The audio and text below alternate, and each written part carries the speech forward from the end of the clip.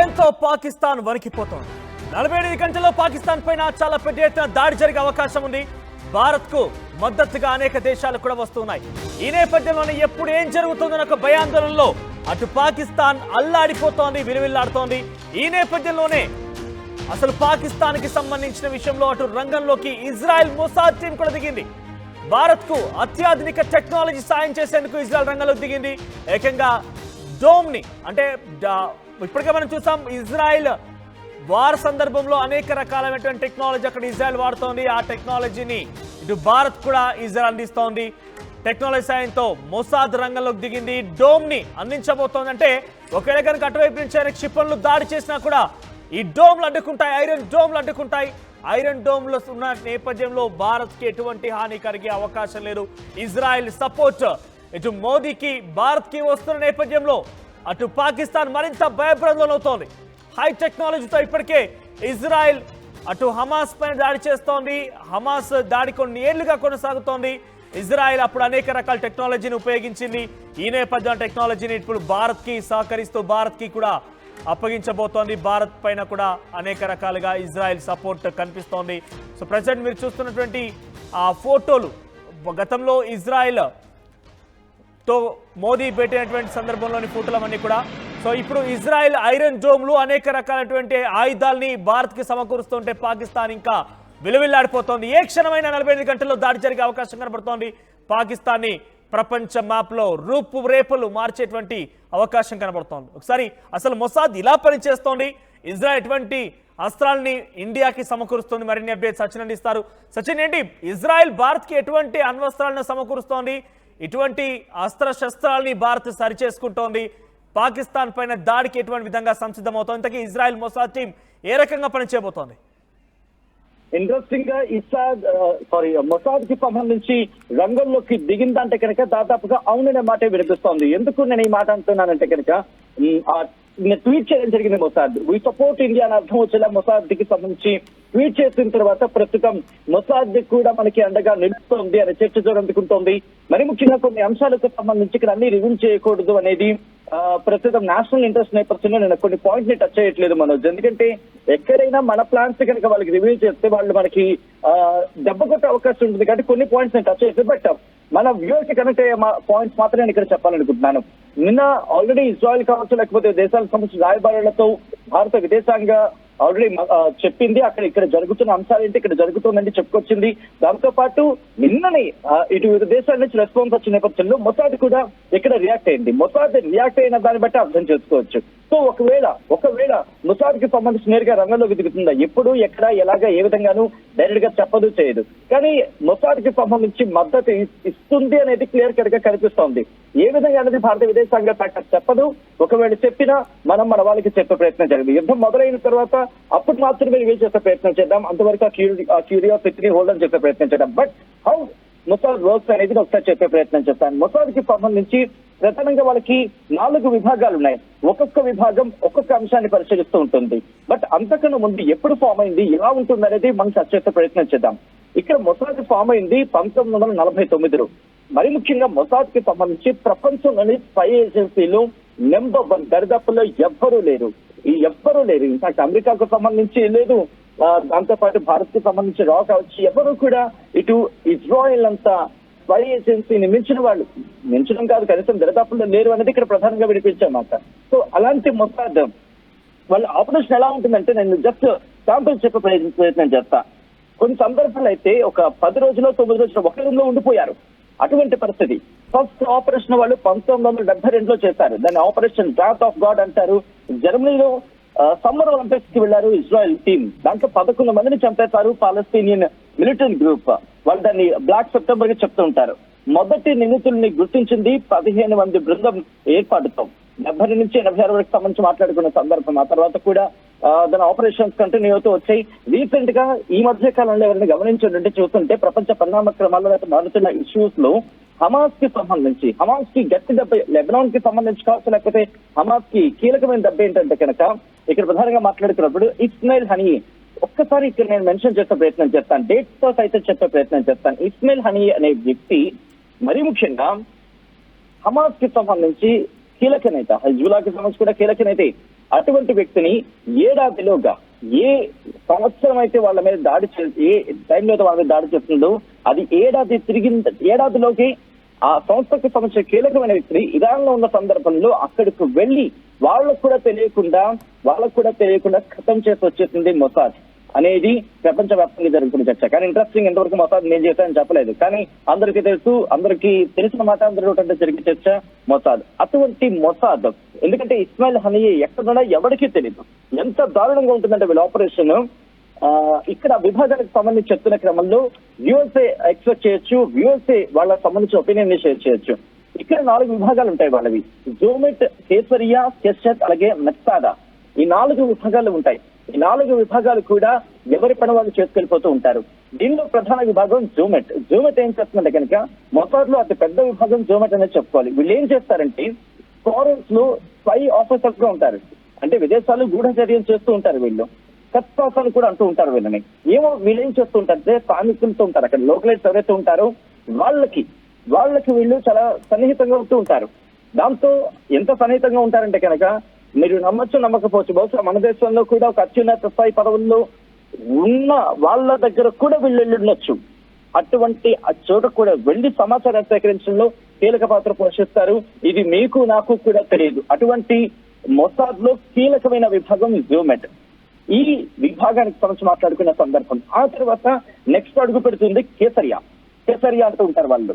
ఇది ఏం చేస్తుందంటే వీళ్ళకి వచ్చిన ఇన్ఫర్మేషన్ మీద పని చేసుకుంటూ పోతూ ఉంటుంది. ఆ తర్వాత అంటే జోమెట్ ఇచ్చిన ఆ ఇన్ఫర్మేషన్ బేస్ చేసుకుని విదేశాల్లో ఆపరేషన్స్ చేస్తుంది. దీని కింద మళ్ళీ ఇంకొక యూనిట్ ఉంటుంది, కిడోన్ అని చెప్పి. ఇదేం చేస్తుందంటే కనుక శత్రువుల్ని మట్టు పెట్టి అంటే అసైన్మెంట్ తో తన బృందాన్ని పనిచేసుకుంటూ వెళ్ళిపోతుంది. అంటే ఒక విభాగం కింద మళ్ళీ అనేక విభాగాలు ఉన్నాయి. ఒక మొసాద్ కి సంబంధించి మాట్లాడుకున్న సందర్భంలో ఈ 2 ఇలా చేసుకుంటూ పోయినప్పుడు నెక్స్ట్ వచ్చేది కెసెట్ ఏం చెప్తుందంటే ఇది ఎలక్ట్రానిక్ నిఘా విభాగం. ఆ మధ్య మీరు గమనించుంటే విదేశాల్లో ఒక్కసారిగా ఎలక్ట్రానిక్ గ్యాడ్జెట్ తప్ అని పేలై. మరి ముఖ్యంగా ఇటు హెజ్బుల్లా లెబనాన్ కి సంబంధించి కావచ్చు, ఆ లెబనాన్ కి పైన ఉన్న మిగిలిన దేశాలకు సంబంధించి కావచ్చు, ఒక్కసారిగా మీకు గుర్తుందంటే అవి వాకీ టాకీలో ఉంటూ ఉంటాయి.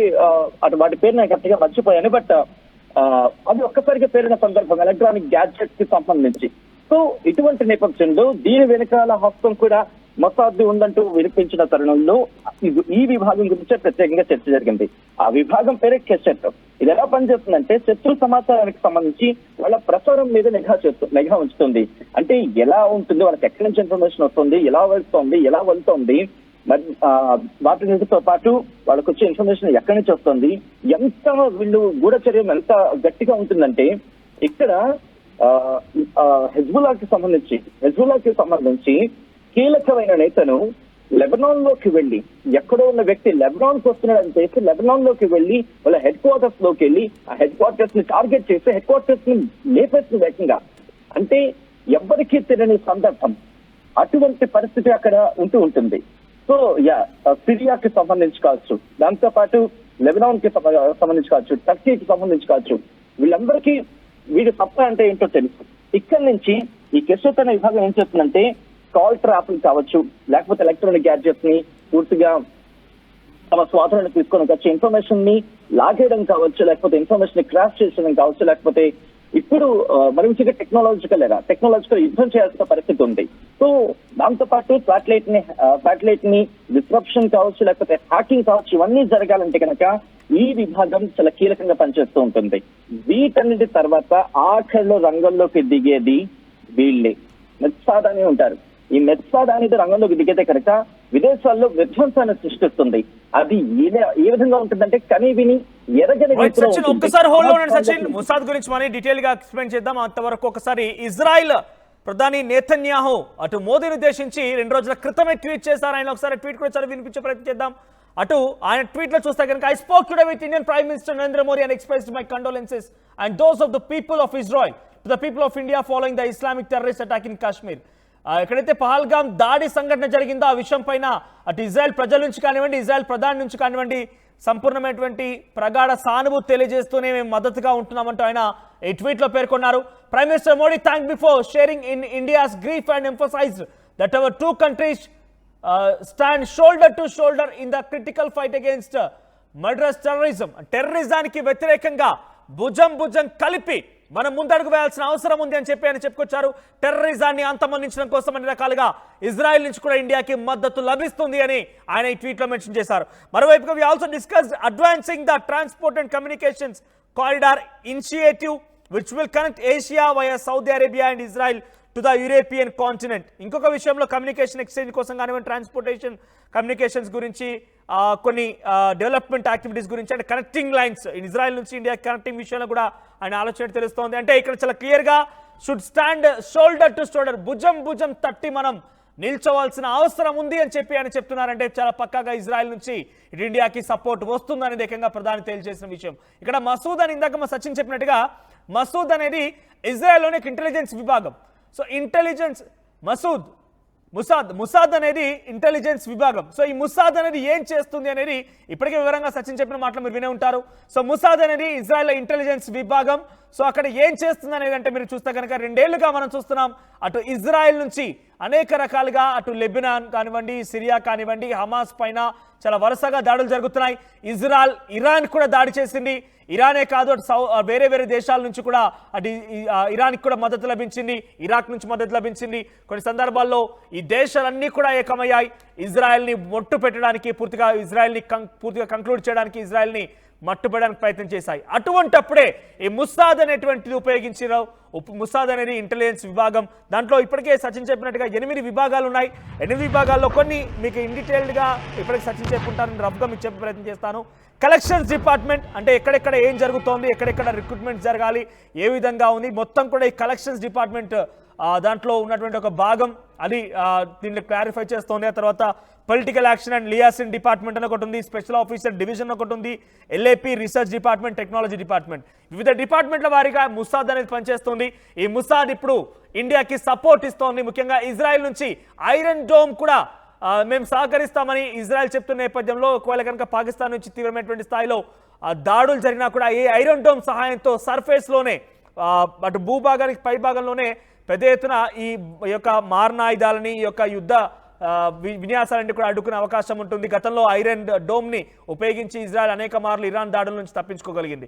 సచిన్, ఇంకా అప్డేట్స్ ఏమున్నాయి? ముసాద్ ఎటువంటి విధంగా ఇండియాకి సపోర్ట్ ఇవ్వబోతోంది? ఇజ్రాయెల్ సపోర్ట్ని భారత్ ఎంత మేరకు వినియోగించి పాకిస్తాన్ మట్టపెట్టబోతోంది? మీరు ఒక క్వశ్చన్ రైజ్ చేస్తున్నారు ఇక్కడ, ఎందుకు మొసాద్ మనకి సహాయం చేయాల్సిన అవసరం ఉంది అని చెప్పి. ఇక్కడ ఒక మాట వినిపిస్తోంది మన నుంచి. ప్రధానంగా ఇక్కడ హమాస్ దీని వెనకాల పాత్ర ఉంది అనే చర్చ జోరందుకుంది. ఎప్పుడైతే ఈ పేరు వినిపించిందో అప్పుడు ఇజ్రాయెల్ కూడా రంగంలోకి దిగింది. హమాస్ ఉన్న చోట ఇజ్రాయెల్ గ్యారంటీ ఉంటుంది, ఎందుకంటే అక్కడ హమాస్ ని తుదిముట్టించడమే వాళ్ళ ప్రధాన లక్ష్యం. సో ఇక్కడ మొసాద్ రంగంలోకి దిగడానికి కారణం అది కూడా ఉండొచ్చు. అంటే ప్రపంచ దేశాలకు సంబంధించి ఇప్పుడు భారత్ వైపు చూస్తున్న తరుణంలో ఇటు ఒకవేళ హమాస్ కనుక వేలు పెట్టి కెలికే ప్రయత్నం చేస్తే కనుక, అంటే ఆల్రెడీ పెహల్గామ్ దాడులు కనుక హమాస్ కి సంబంధించి పాత్ర ఉండే అవకాశమో లేకపోతే ఉన్నట్టు ఒక చర్చ జరుగుతున్న తరుణంలో ఇప్పుడు మొసాద్ రంగంలోకి దిగడం కరెక్ట్ అని చెప్పుకోవాలి. మీకు ఇంకొక మాట నేను ఇక్కడ చెప్పాలనుకుంటున్నాను. అంతటి అమెరికాకి 9/11 అటాక్స్ అయినప్పుడు బాబు మీద దాడి చేస్తున్నారా, దాడి చేసే అవకాశం ఉందని చెప్పిన ఒకే ఒక స్పై ఏజెన్సీ మొసాద్. సో అంతటి స్పై ఏజెన్సీ ఈ రోజు మన వైపు వస్తుందంటే కారణం ఒకటి గుర్తుపెట్టుకోవాల్సిన అవసరం కనిపిస్తోంది. పెద్దగా కష్టపడాల్సిన అవసరమే లేదు. ఒకవేళ పూర్తి స్థాయిలో మొసాద్ మనకి సహకరించకపోయినా కనీసం ఒక 10%, 20% సహకరించినా సరిపోతుంది. కారణం ఏంటంటే ఇక్కడ స్పై ఏజెన్సీస్ గురించి మాట్లాడుతున్నప్పుడు national security advisor Ajit Doval గురించి మాట్లాడుకోవాల్సిన సందర్భం ఉంటుంది మనం వచ్చాడు. ఎందుకంటే ఆయన కేవలం ఇక్కడ మాత్రమే కాదు, ఆయన పాకిస్తాన్ లో ఉన్నారు. ఆయన ఇనిషియల్ కెరియర్ లో అక్కడ పాకిస్తాన్ లో పనిచేస్తున్నారు. కాబట్టి ఇప్పుడు ఆయన లీడ్ చేస్తున్న నేషనల్ సెక్యూరిటీ అడ్వైజర్ ఉన్న ఆయనతో పాటు ఇప్పుడు మొసాద్ కూడా పనిచేస్తే పాకిస్తాన్ ఎక్కువ రోజులు పని కాదు కదా, కనీసం అడుగులు వేసే అవకాశం కూడా లేదు. ఎందుకు నేను ఇంత మాట చెప్పగలుగుతున్నానంటే మొసాద్ అనేది ఇజ్రాయెల్ కి ఎంత సహకరిస్తుందో వాళ్ళకి తెలుసు. అట్ ద సేమ్ టైం ఇప్పుడు ఇజ్రాయెల్ గురించి మాట్లాడుతున్నాం, ఎందుకంటే అఫ్కోర్స్ ఇజ్రాయెల్ లో మొసాద్ ఒక కీలకమైన spy agency. At the same time ఇప్పుడు ఇజ్రాయెల్ కి సంబంధించి మనకి సపోర్ట్ కనుక వస్తే ప్రపంచ దేశాలు మరి ముఖ్యంగా అమెరికా కాస్త సపోర్ట్ ఇచ్చినా తెలియదాం. కానీ ఇజ్రాయెల్ కనుక ఇస్తే ఇక్కడ ఐరన్ డోమ్ వ్యవస్థ ఉంది. ఐరన్ డోమ్ వ్యవస్థ అంటే వాళ్ళ దగ్గర long range, medium range, short range missiles ఉంటాయి, ఇంటర్సెప్టర్స్ ఉన్నాయి. ఈ ఇంటర్సెప్టర్స్ ఏం చేస్తాయంటే కనుక గగనతలం నుంచి వచ్చే క్షిపణులు కావచ్చు, మిజైల్స్ కావచ్చు, గాల్లోనే పేల్చేస్తాయి. వాళ్ళ దగ్గర 70 కిలోమీటర్ల నుంచి 3000 కిలోమీటర్ల వరకు కూడా ఉన్న రేంజ్ ఉన్న ఇంటర్సెప్టర్స్ ఉన్నాయి. ఆ ఇంటర్సెప్టర్స్ ని కనుక ఇజ్రాయెల్ కనుక మనకి ఇవ్వగలిగింది 3000 కిలోమీటర్లు అంటే దాదాపుగా మనకి సబ్జెక్ట్ కరెక్షన్ మన ఇండియా వరకు మాక్సిమం చాలా లొకేషన్స్ కవర్ అప్ అయిపోతాయి. ఎందుకంటే మనకి కాన్సన్ట్రేషన్ చేయగలిగితే మనకి మీలో మధ్యప్రదేశ్ లేకపోతే అంతవరకు ఒక కాన్సన్ట్రేషన్ చేయగలిగితే గట్టిగా కష్టపడతాయి. సో ఒకవేళ అంతవరకు రానివ్వకుండా ఇంటర్సెప్టర్ అక్కడ అరేంజ్ చేయగలిగితే ముందే పెంచేస్తాయి. కాబట్టి ఐరన్ డోమ్ సిస్టమ్ కావచ్చు, లేకపోతే దాంతో పాటు ఉన్న అంటే ఈ ఐరన్ డోమ్ అనేది కూడా ఇంటర్సెప్టర్స్ లో ఒకటి.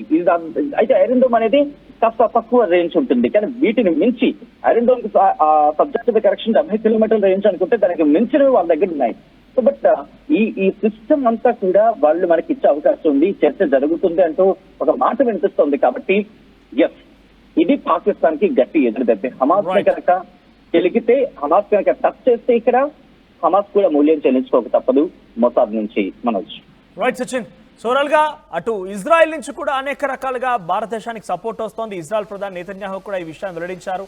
ముసాద్ అనేటువంటి ఒక స్పై ఏజెన్సీ ఇజ్రాయెల్లో పనిచేస్తోంది. సో ఇజ్రాయెల్లో పనిచేయడం, అక్కడ ముసాద్ ఎంత యాక్టివ్గా ఉంది, ముసాద్ యొక్క చరిత్ర గురించి చెప్పాలంటే ఇటీవల కాలంలో ఇజ్రాయెల్ పైన జరుగుతున్నటువంటి దాడులు చూడవచ్చు. ఇజ్రాయెల్ అటు హమాస్, లెబనాన్, సిరియాలో జరుగుతున్నటువంటి కుట్రల్ని ఛేదించి ముందస్తుగా వారిపైన అటాక్ ఇవ్వడం కానివ్వండి, ఇరాన్ కూడా గతంలో దాడి చేసే క్రమంలో ఈ ముసాద్ లాంటి స్పై ఏజెన్సీ కారణంగానే అనేక రకాల దాడులు కూడా అడ్డుకోగలిగాం. ఐరన్ డోమ్ ఫ్రంట్ సహాయం చేయగలిగింది. సో వాటన్నింటి సపోర్ట్ ఇండియాకు వస్తోంది కాబట్టి మరింతగా అడిషనల్గా ఆర్మ్ పవర్ పెరుగుతోంది.